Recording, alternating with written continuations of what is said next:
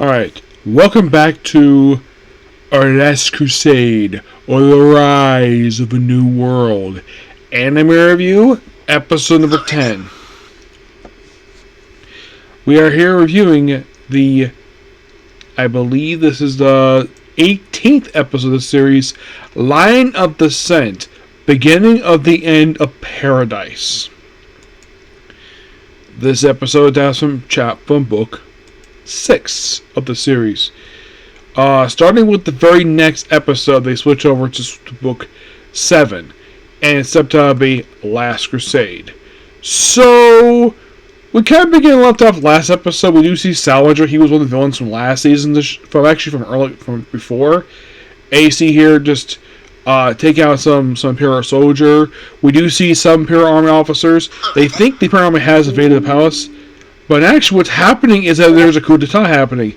The Queen herself, apparently also for this coup d'etat, is that the Saint Disciples are working with them. Yes. And of course, Alice thinks that Iska may be behind it, but not really. He has nothing to do with this at all.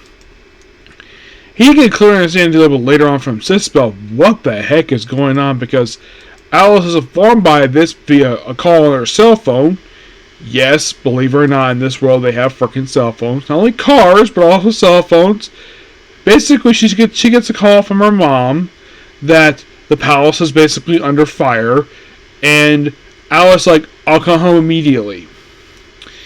And she does. She and her maid drive straight there, and apparently going to drive 300 miles per hour, and basically her thing ends with her seeing the palace under fire. She apparently does not know about the coup d'etat. All she knows is that the palace is under attack by the Imperial Army. That's it. That's the only information she has. Well, also the fact her mom is fine. So Sispel puts it together that the Elatir, her eldest sister, basically her big sister, has betrayed the Empire. Well, betrayed the sovereignty, excuse me, because the Empire basically is where, the main character's from. So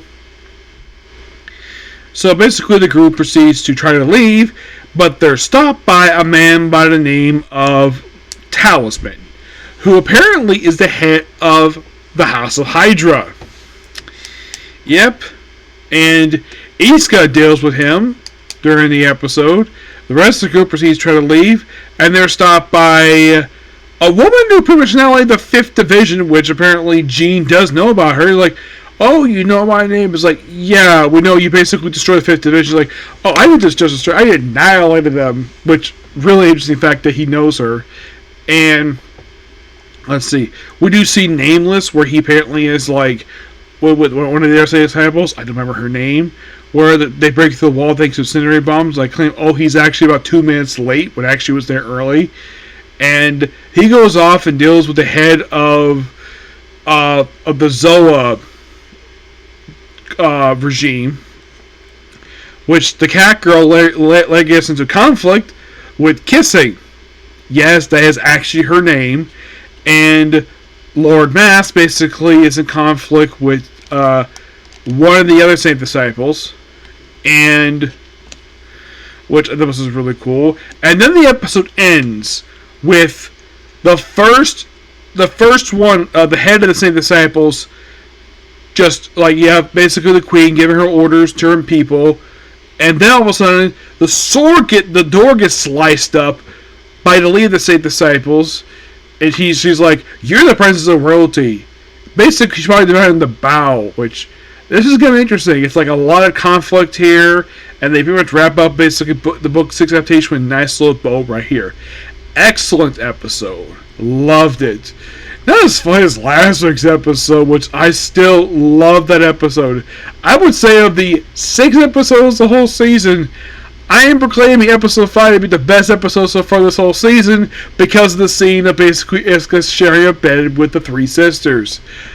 That scene was awesome. I love that scene. I smiled the whole time, because I also said, Iska, you lucky bastard, because he's in bed with 3 beautiful women. These women are gorgeous, and they're sisters.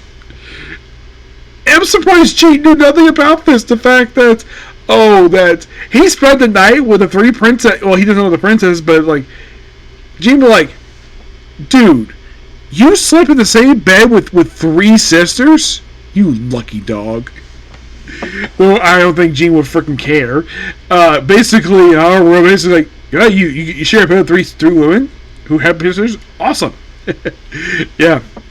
I guess overall, great episode. So that's pretty much a particular review.